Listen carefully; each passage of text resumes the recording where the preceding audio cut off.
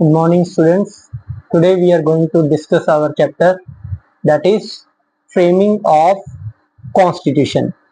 Beginning of new era भी कहते हैं इसको, क्योंकि as India start its independent journey, तो ये फर्स्ट थिंग थी जो इंडिया ने बनाई, वो था कॉन्स्टिट्यूशन. इंडिया का कॉन्स्टिट्यूशन कैसे बनेगा, कब कौन कौन लोग होंगे, और वैसे भी जब इंडिया का कॉन्स्टिट्यूशन बना था, जब कॉन्स्टिट्यूएंट असेंबली बनी थी, that is for undivided India. लेकिन जैसे ही इंडिया और पाकिस्तान का डिवीजन हुआ, तो वो कॉन्स्टिट्यूएंट असेंबली जिन्होंने कॉन्स्टिट्यूशन को बनाया, वो डिवाइडेड इंडिया के लिए हो गई थी. तो इंडिया का जो कॉन्स्टिट्यूशन है, ठीक है, 26 जनवरी 1950, जिसको हम रिपब्लिक डे भी बोलते हैं, दुनिया का लॉन्गेस्ट कॉन्स्टिट्यूशन है, लेंथीएस्ट कॉन्स्टिट्यूशन है, और इतनी ज्यादा डाइवर्सिटी भरी हुई है इसमें कि आप दुनिया का सबसे ज्यादा डाइवर्स कॉन्स्टिट्यूशन भी इसे बोल सकते हैं. अब डाइवर्सिटी और इवन इंडिया का डिवीजन होने के बाद कुछ ऐसे तौर तरीके बनाने थे जिससे भारत का कॉन्स्टिट्यूशन ऐसा लगे कि वो लोगों के लिए बनाया गया, कि लोगों के लिए ही है ये constitution. Because India is a diverse country. आप 28 स्टेट्स को जब देखेंगे, तो उस समय जब इंडिया बना था 1956 में, जो हमारी स्टेट रीऑर्गेनाइजेशन कमीशन बना था, उसने जो रिकमेंडेशन दी थी 14 स्टेट्स की और 7 यूनियन टेरिटरीज की. तो अब अगर स्टेट हम कहें कि when India was under the British rule, Bharat जब ब्रिटिश रूल के अंडर में था, at that time there are lot of principalities, 565 states, 200 British Indian states. तो ये जो स्टेट्स थे, इनमें इतनी डाइवर्सिटीज थी कि इनको भी सुलझाना था. और इवन इंडिया की जो क्लास है, कास्ट है, कम्युनिटीज हैं, चाहे कितने समाज हैं, जातियां हैं, लोग क्लासेस में बटे हुए हैं, rich class, poor class, lower class, फिर उस समय ब्राह्मण थे, शूद्र थे, वैश्य थे, ठीक है, और फिर ST SC, जिनको भीमराव अंबेडकर जी ने सबसे आगे चलकर उठाया, उनकी बात. तो अब इंडिया का जो कॉन्स्टिट्यूशन है 1946 से दिसंबर 1949 के बीच में, आप कह दो कि जी फ्रेम हुआ, इसको ड्राफ्ट किया गया. अब भारत का कॉन्स्टिट्यूशन बनने में सबसे बेसिक क्वेश्चन, इंडिया के कॉन्स्टिट्यूशन को बनने में 2 साल 11 महीने और 18 दिन लगे, ठीक है. अब जो कॉन्स्टिट्यूएंट असेंबली थी, इसने हर क्लॉज को, जितने भी क्लॉजेस थे, जितने भी आर्टिकल्स थे, क्लॉज बाय क्लॉज डिस्कस किया, हर चीज को डिस्कस किया. और जो इंडिया की कॉन्स्टिट्यूएंट असेंबली थी, वो 11 सेशन, 11 सेशन, 165 डेज मिली. अब लगभग 60 देश के कॉन्स्टिट्यूशन को कंसल्ट किया गया. अब एक छोटा सा एग्जांपल अगर मैं आपको दे दूं, इक्वालिटी, फ्रेटर्निटी और लिबर्टी फ्रेंच रेवोल्यूशन से लिया गया. तो फ्रांस से ये 3 वर्ड हमारे कॉन्स्टिट्यूशन में आए. फिर इलेक्शन सिस्टम और आर्टिकल 368 साउथ अफ्रीका से. तो एक तरीके से बहुत सारी कमेटीज थी, उसके सब कमेटीज थी जिन्होंने कॉन्स्टिट्यूशन को रिवाइज किया, दोबारा रिफाइन किया. जितने भी ड्राफ्ट बने उनको रिफाइन किया कि उनमें क्या गलतियां हैं, गलतियों को सुधारा गया, ठीक है. तो ऑब्जेक्टिव जो था कॉन्स्टिट्यूशन को बनाने का, इंडिया की अलग अलग क्लास, कम्युनिटीज और कास्ट, तीन बातें, कि इन लोगों को इकट्ठा लाना एक साथ, क्लासेस, कास्ट चाहे कम्युनिटीज है, क्योंकि कुछ कम्युनिटीज दबी हुई थी. ST SC की बात, उन्हें बराबरी पर लाने के लिए एक ऐसा कॉन्स्टिट्यूशन बनाना था जो सबके लिए एक जैसा हो. तो इस चैप्टर में हम एक्सप्लोर करेंगे. देखिए, this chapter explores the history and debate कि कॉन्स्टिट्यूशन के क्रिएट करने में और फिर उसके पीछे का नजरिया कि नया देश बनेगा वो कैसा बनेगा, किस तरीके का देश बनेगा और कैसे बनेगा। अब जो विजन था वो साफ था कि एक नया देश बनाना है, ठीक है। अब देखिए की events leading to Indian independence की बात कर लो, चाहे चाहे आप कॉन्स्टिट्यूशन की बात कर लो, ठीक है, कि कॉन्स्टिट्यूशन से पहले कुछ इवेंट्स हुए थे। पहले क्विट इंडिया स्ट्रगल हुआ, ठीक है, 1942 में क्विट इंडिया स्ट्रगल, और सुभाष चंद्र बोस फ्री इंडिया के लिए रॉयल इंडियन नेवी बनाई उन्होंने, ठीक है, लोगों के साथ मिलके। और एक था जी हिंदू मुस्लिम यूनिटी, जब मैंने आपको बताया था कि मास प्रोटेस्ट हुआ था, लोगों ने मिलकर चले थे, ठीक है, खिलाफत मूवमेंट हुआ था।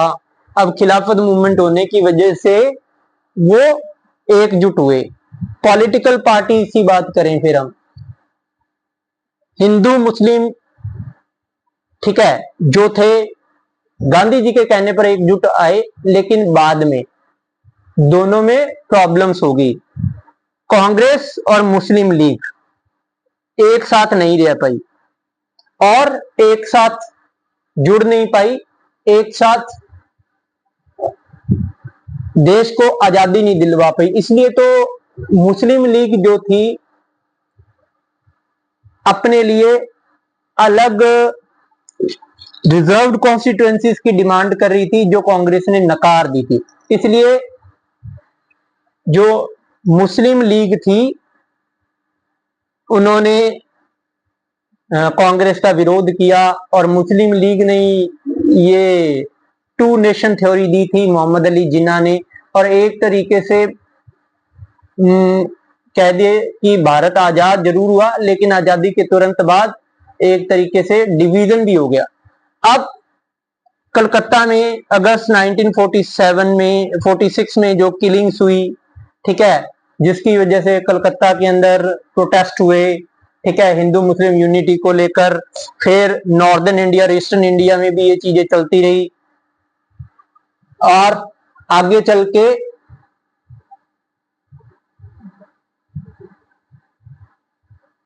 इंडिया 1947 में आजाद हुआ, ठीक है, क्विट इंडिया मूवमेंट हुआ। क्विट इंडिया मूवमेंट हुआ जिससे अंग्रेजों को बाहर छोड़ के जाना पड़ा, ठीक है। फिर सुभाष चंद्र बोस ने रॉयल इंडियन नेवी अपराइजिंग हुई, ठीक है, और पीजेंट मूवमेंट्स हुए, ठीक है, हिंदू मुस्लिम यूनिटी को लेकर, ठीक है, एक साथ हुए, लेकिन बाद में प्रॉब्लम्स आई। और फिर पार्टीशन की वजह से मुस्लिम्स इंडिया में, ठीक है, और हिंदू और सिख जो थे पाकिस्तान में, उनके पास में कोई भी, ठीक है, चॉइस नहीं बची थी कि या तो वो इंडिया, अब देखिए इंडिया में जो मुस्लिम थे वो देश छोड़कर चले जाएं, या यहां यातनाएं झेलें। और वहां के जो हिंदू और सिख थे उनके ऊपर भी बहुत सारी प्रॉब्लम्स आई, ठीक है, और डेथ फोर्सिबल उनके सामने, वो अपने परिवार से बिछड़ गए, कईयों को मार दिया गया, ठीक है। अब लगभग हजारों रिफ्यूजीज जो थे भारत पहुंच गए, हिंदू सिख और मुस्लिम रिफ्यूजीज थे वो पाकिस्तान में चले गए, और एक तरीके से पाकिस्तान भी ईस्ट पाकिस्तान और वेस्ट पाकिस्तान में डिवाइड था। तो कुछ लोग ईस्ट पाकिस्तान चले गए, कुछ वेस्ट पाकिस्तान चले गए। अब जो ईस्ट पाकिस्तान था वो बाद में बांग्लादेश बना, लेकिन ईस्ट पाकिस्तान में हिंदूज रहते थे, तो कहीं ना कहीं वो वहां रह पाए या वो वहां बच पाए कुछ समय के लिए, ठीक है। और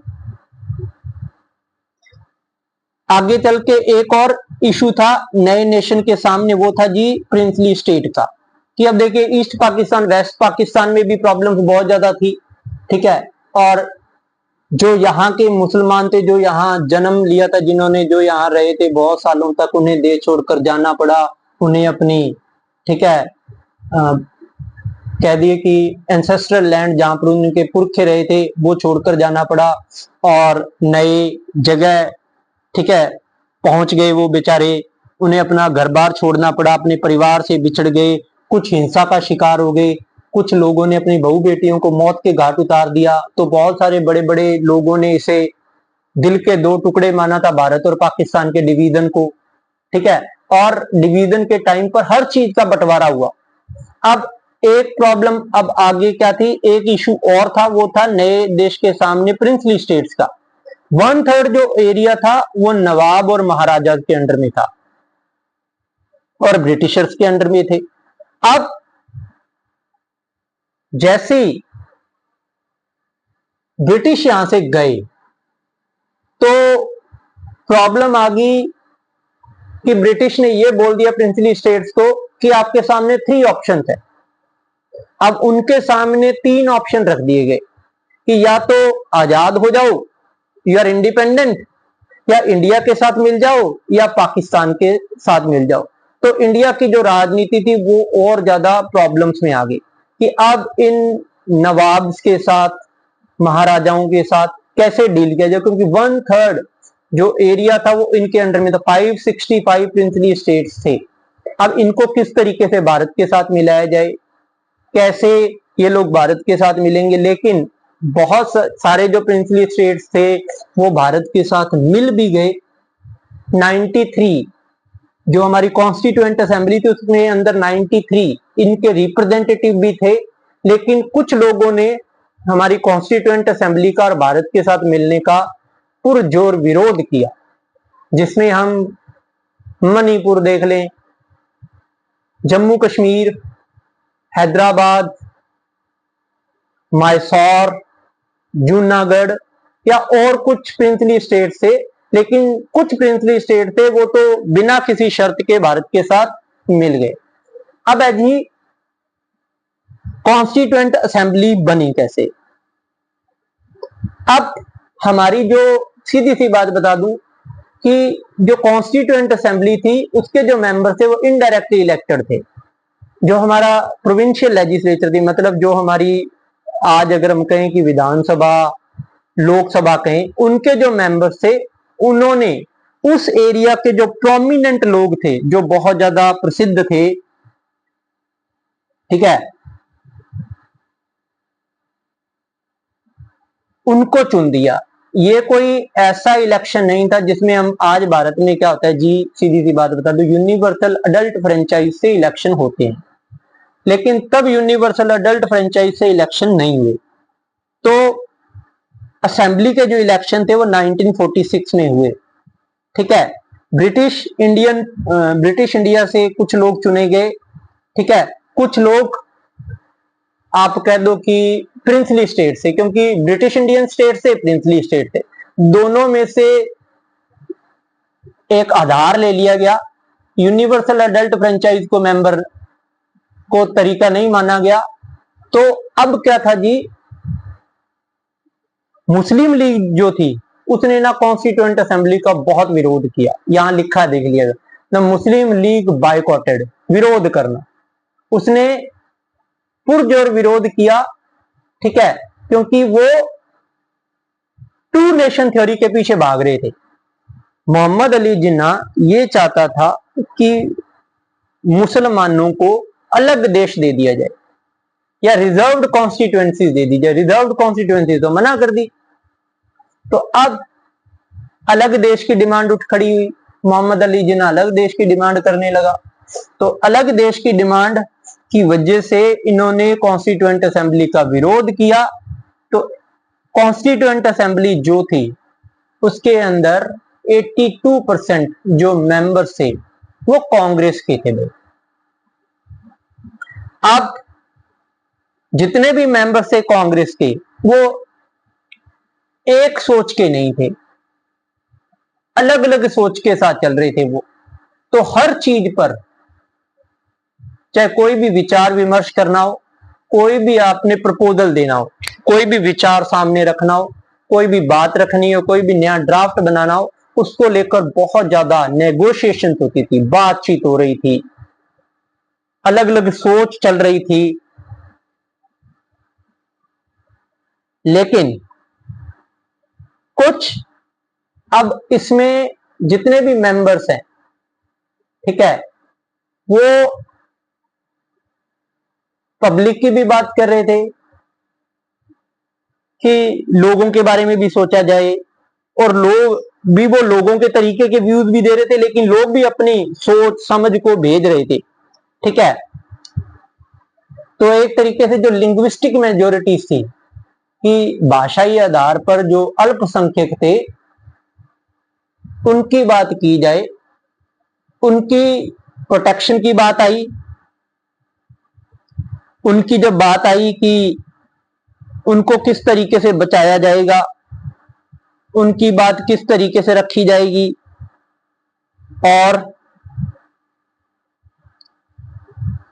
अब लिंग्विस्टिक माइनॉरिटीज हैं, उनके रिलीजियस को बचाना, उनकी भाषा को बचाना, उनके धर्म को बचाना, उनकी बात भी रखेगी लिंग्विस्टिक माइनॉरिटीज की। फिर दलित जो हैं उनके साथ जो जाति हो रही थी, रिजर्वेशन की बात गवर्नमेंट जॉब्स के अंदर, एजुकेशन के अंदर, ठीक है। अब कांग्रेस के जो मेंबर्स थे वो इस तरीके से डिस्कशन कर रहे थे। तो अब अलग अलग तरीके के डिस्कशन चल रहे थे, अलग अलग सोच चल रही थी।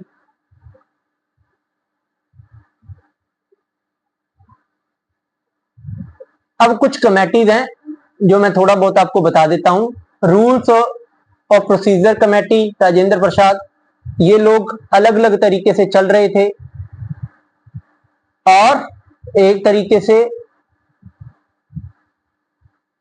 Rule of procedure committee,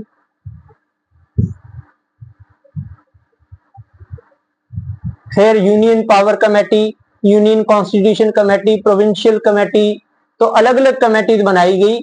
in committees के अलग अलग मेंबर्स बनाए गए, ठीक है। और जो कॉन्स्टिट्यूएंट असेंबली को लेकर लोगों के ओपिनियंस थे, उनकी बात किस तरीके से वो चलेंगे, ठीक है। अब डिबेट्स हो रही थी असेंबली मेंबर्स में, ठीक है। न्यूज़पेपर्स में वो डिबेट्स को छापा जाता था, प्रपोजल्स को लोगों के सामने डिबेट किया जाता था। तो एक ऑल इंडिया वर्णाश्रम स्वराज संघ जो कलकत्ता का था, ठीक है, उन्होंने कॉन्स्टिट्यूशन किसके ऊपर, उन्होंने एक मांग रखी जो कॉन्स्टिट्यूशन होना चाहिए वो हिंदू के तौर तरीकों से होना चाहिए, ठीक है। और डिमांड किया कि गाय के काटे जाने पर रोक लगनी चाहिए, और जितने भी स्लॉटर हाउस हैं जहां पर पशुओं को काटा जाता है उन पर रोक लगनी चाहिए। और फिर रिलीजियस माइनॉरिटीज की, लिंग्विस्टिक माइनॉरिटीज की, जो लोअर कास्ट हैं उनके साथ जो जातियां हो रही है उन पर रोक लगनी चाहिए। तो अलग अलग तरीके से बात रखी गई। अब कुछ कमेटीज मैंने आपको बता दी जो ऊपर थी, हम थोड़ी बहुत देख लेते हैं, और ठीक है। अब देखिए माइनॉरिटीज सब कमेटी, माइनॉरिटीज के लिए एक सब कमेटी बनी, फिर सुप्रीम कोर्ट कमेटी बनी, देखो एडवाइजरी कमेटी बनी, फ्लैग कमेटी जेबी कृपलानी, पंडित जवाहरलाल नेहरू स्टेट्स कमेटी के मेंबर थे, ड्राफ्टिंग कमेटी के भीमराव अंबेडकर, आप याद रख लीजिए, स्टीयरिंग कमेटी होगी। तो अलग अलग कमेटी से इनके मेंबर्स अलग अलग थे। अब कुछ प्रमुख आवाजें जिन्होंने भारत के संविधान को सामने रखा, 300 मेंबर थे, ठीक है, जिसमें से 6 मेंबर्स का बहुत ज्यादा इंपॉर्टेंट रोल था। 6 मेंबर सबसे ज्यादा इंपॉर्टेंट, पंडित जवाहरलाल नेहरू, वल्लभ भाई पटेल, राजेंद्र प्रसाद, भीमराव अंबेडकर, के एम मुंशी, अलादी कृष्ण स्वामी अय्यर, ये मेन है, इनका बहुत बड़ा रोल था, ठीक है। और जवाहरलाल नेहरू, वल्लभ भाई पटेल और जो राजेंद्र प्रसाद हैं, ये 3 जो लोग हैं, जवाहरलाल नेहरू, वल्लभ भाई पटेल और राजेंद्र प्रसाद, ये तीनों कांग्रेस के थे। अब रोल जो अलग अलग मेंबर अब यहां निभा रहे थे, इन्होंने, जवाहरलाल नेहरू जी ने ऑब्जेक्टिव रेजोल्यूशन, जो बाद में भारत का प्रीएम्बल बना, याद रखिएगा भारत का प्रीएम्बल ऑब्जेक्टिव रेजोल्यूशन को ही बनाया गया था, सबसे बड़ी बात। फिर इन्होंने नेशनल फ्लैग की बात की, ठीक है, कि किस तरीके से कलर होने चाहिए। फिर सरदार पटेल, उनका अलग रोल था प्रिंसली स्टेट को लेकर, ठीक है, और बहुत सारी रिपोर्ट्स और अलग अलग पॉइंट्स को इकट्ठा रखना, ठीक है, reports and work reconcile the, जितने भी लोग अपोज वाले व्यूज थे ना, उनको एक साथ रखना सरदार पटेल का काम था। अब आ जाओ जी सरदार राजेंद्र प्रसाद। अब देखिए राजेंद्र प्रसाद प्रेसिडेंट बने कॉन्स्टिट्यूएंट असेंबली के। एक बात याद रखिएगा, भारत के पहले राष्ट्रपति इनसे पहले जो थे, ठीक है, वो मतलब जो सच्चिदानंद सिन्हा थे वो टेम्पररी प्रेसिडेंट थे। टेम्पररी प्रेसिडेंट को हटाया गया और डॉक्टर राजेंद्र प्रसाद को प्रेसिडेंट बनाया गया कॉन्स्टिट्यूएंट असेंबली का, ठीक है। कि इनका काम क्या था, इनका जो मेन फंक्शन था कि हर बात का जायजा लेना, हर बात के पीछे की धारणा को समझना, और फिर ये ध्यान रखना कि सारी बातें सही भी है या नहीं, इनके पीछे क्या धारणा वर्क कर रही है। प्लस जितने भी मेंबर्स हैं उन्हें बोलने का मौका मिले। कोई भी ऐसा ना हो जो ये बोले कि कॉन्स्टिट्यूएंट असेंबली में उसे मेंबर बनाया गया but he did not get the chance to speak. हर किसी को बोलने का मौका दिया जाए ताकि वो अपने डाइवर्जेंट व्यू, मैं पहले भी कह रहा हूं कि अलग अलग सोच को सामने रखा जाए।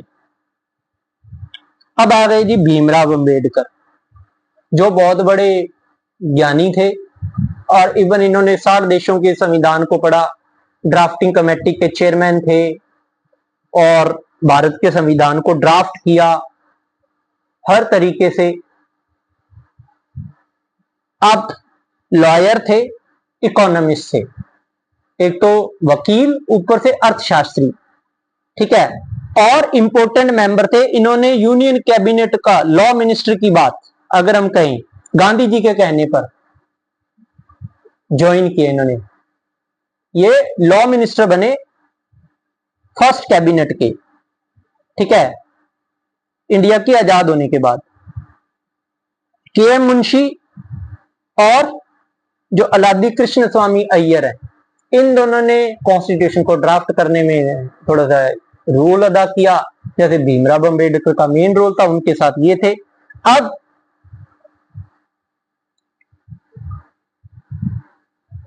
दो सिविल सर्वेंट जिन्होंने बहुत ज्यादा अहम योगदान दिया वो थे जी बी एन राव और S N Mukherjee, constitutional adviser.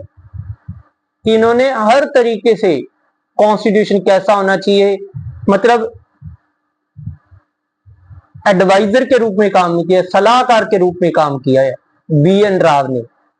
और एस एन मुखर्जी जो थे, जो बहुत ज्यादा जटिल बातें थी, ठीक है, उनको एक क्लियर लैंग्वेज दी कि किस तरीके से संविधान को और ज्यादा बढ़िया बनाया जा सकता है जिससे आम लोगों की समझ में आ जाए। और इवन इन्होंने हर देश के, ठीक है, पॉलिटिकल सिस्टम को पढ़ा ताकि अगर हम दूसरे देशों के बातों को शामिल कर रहे हैं तो उनके पीछे की क्या धारणाएं हैं। जैसे फर्स्ट पास द पोस्ट की बात कह दो, ठीक है, प्रेसिडेंट के इलेक्शन की बात कह दो, directive principles of state policy, इसके पीछे क्या धारणाएं काम कर रही थी उनको इन्होंने पढ़ा। अब एस एन मुखर्जी जो हैं, इनका नाम याद रखिएगा, ये चीफ ड्राफ्टमैन थे जिन्होंने कॉन्स्टिट्यूशन को ड्राफ्ट किया।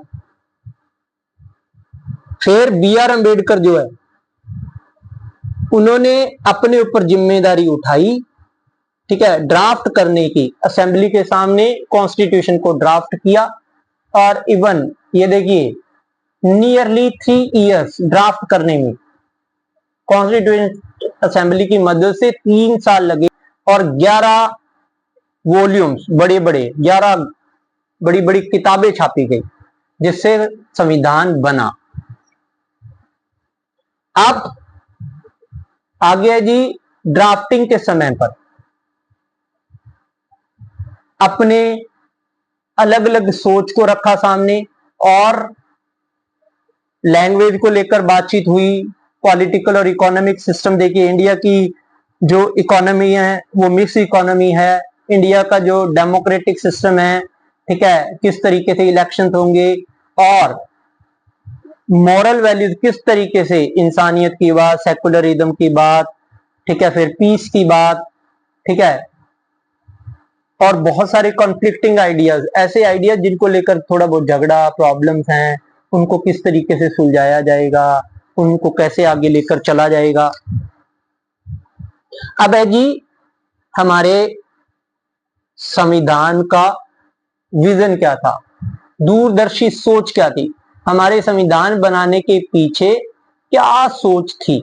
जिन लोगों ने बनाया कॉन्स्टिट्यूएंट असेंबली, मैंने बोला ना बड़े बड़े मुख्य मेंबर जो हमने बात की, जिसमें कुछ लोग मेन थे, जवाहरलाल नेहरू, वल्लभ भाई पटेल, राजेंद्र प्रसाद, बी आर अम्बेडकर, मुंशी के एम मुंशी हो गए, ठीक है, फिर बी एन राव हो गए, एस एन मुखर्जी हो गए, ये सारे मेन। अब 13 दिसंबर 1946 कॉन्स्टिट्यूएंट असेंबली जो है इसकी पहली मीटिंग हुई और ऑब्जेक्टिव रेजोल्यूशन को इंट्रोड्यूस कर दिया गया पहली बार। 13 दिसंबर 1946 को फर्स्ट मीटिंग में ऑब्जेक्टिव रेजोल्यूशन को सामने रखा गया और इसने भारत का कॉन्स्टिट्यूशन में क्या होगा, ठीक है, किस तरीके का कॉन्स्टिट्यूशन होगा, उसमें क्या क्या बातें होंगी, सारी चीजों को मुख्य तौर पर रखा और कैसा ढांचा बनेगा। और इसको अगर हम आगे बात करें कि हमारे को ऑब्जेक्टिव रेजोल्यूशन में क्या क्या बातें थी कि इंडिया इंडिपेंडेंट, सॉवरेन और रिपब्लिक, 3 बातें आपको पता है। सॉवरेनिटी की बात की गई कि भारत खुद के नियम खुद बनाएगा, रिपब्लिक यहाँ का जो हाईएस्ट पर्सन होगा वो इलेक्टेड होगा। फिर जस्टिस, इक्वालिटी और फ्रीडम, वही जो मैंने आपको फ्रेंच रेवोल्यूशन की, इक्वालिटी, लिबर्टी, ठीक है, फ्रेटर्निटी, जस्टिस की बात, हर किसी को न्याय मिलेगा, हर किसी को बराबरी का हक मिलेगा, ठीक है। फिर माइनॉरिटीज जो हैं, जो बैकवर्ड लोग हैं, डिप्रेस्ड क्लासेस हैं, उनको बचाने की बात की जाएगी। उनके लिए ऐसे तौर तरीके ढूंढे जाएंगे ताकि माइनॉरिटीज को ये ना लगे, बैकवर्ड क्लासेस को, ट्राइबल एरियाज के लोगों को, एसटी एससी के लिए, ठीक है, रिजर्वेशन की बात की जाएगी। फिर माइनॉरिटीज के लिए उनके रिलीजियस इंस्टीट्यूशन खोले जाएंगे, उनकी भाषा को आधार बनाकर बराबरी का हक दिया जाएगा। इसलिए इंडिया में 22 शेड्यूल्ड लैंग्वेजेस भी हैं। हर तरीके से बात की गई। Objective resolution outlined the ideal of constitution, Bharat का कॉन्स्टिट्यूशन के क्या आदर्श हैं और कैसा कॉन्स्टिट्यूशन बना है उसको दर्शाता है ऑब्जेक्टिव रेजोल्यूशन। किसके अंदर क्या क्या चीजें हैं, अगर आप आज प्रीएम्बल को पढ़ेंगे फिर आप ऑब्जेक्टिव रेजोल्यूशन को पढ़ेंगे कि भारत का संविधान हमें क्या बताता है, क्या उसका नजरिया है। अब नेहरू जी ने, ये देखिए, Nehru refer to American and French constitution and, अब हमारे कॉन्स्टिट्यूशन को रेफर किया गया अमेरिकन कॉन्स्टिट्यूशन के साथ, चाहे आप फ्रेंच कॉन्स्टिट्यूशन के बाद बात कीजिए, और हम इसको कॉपी नहीं कर रहे कि हम किसी भी देश के कॉन्स्टिट्यूशन को हमने कॉपी नहीं किया, बल्कि उनको मॉडिफाई करके इंडिया की नीड के अकॉर्डिंग उसमें शामिल किया गया, ठीक है। ऑब्जेक्टिव रेजोल्यूशन हमारी किस तरीके की डेमोक्रेसी होगी और किस तरीके से डिस्कस किया जाएगा बातों को, उसको दर्शाता था, ठीक है। और कि हमारी कैसी गवर्नमेंट होगी, कैसे वो बनाई जाएगी, और किस तरीके से लोग उसको एक्सेप्ट करेंगे, लोगों के द्वारा सरकार अगर चुनी जाएगी, कैसी सरकार चुनी जाए ताकि लोग उस पर विश्वास कर पाए। और हमारे कॉन्स्टिट्यूशन का ऑब्जेक्टिव क्या था, was to blend liberal democratic ideas, कि प्रजातांत्रिक बड़ी सोच के जो आइडियाज हैं और socialist concept of economic justice, कि सबके साथ बराबरी की बात होगी, सबको न्याय मिलेगा, सबको बराबरी का हक मिलेगा, गरीबों के लिए भी सरकार मददगार होगी, ठीक है। और even adapt and reshape these ideas, और इनको अपनाना, इनको रीशेप, इनको दोबारा से बनाकर भारत के कॉन्स्टिट्यूशन के अकॉर्डिंग, भारत के परिप्रेक्ष्य के अकॉर्डिंग, की भारत का जैसी राजनीति है उसके अकॉर्डिंग इनको तब्दील करना, ठीक है। Nehru's vision of India not democratic, क्या नेहरू का जो विजन था वो नॉन डेमोक्रेटिक था, ठीक है। अब नेहरू ने, ठीक है, explain that the term democratic was not used in objective because it was already implied in the word Republic. Republic होने का मतलब इन्होंने बोला कि डेमोक्रेटिक है। तो एक तरीके से नेहरू का जो विजन था वो ऐसा था कि सबको बराबरी मिले, सबको बराबरी का हक मिले, सारे एक साथ हों, ठीक है।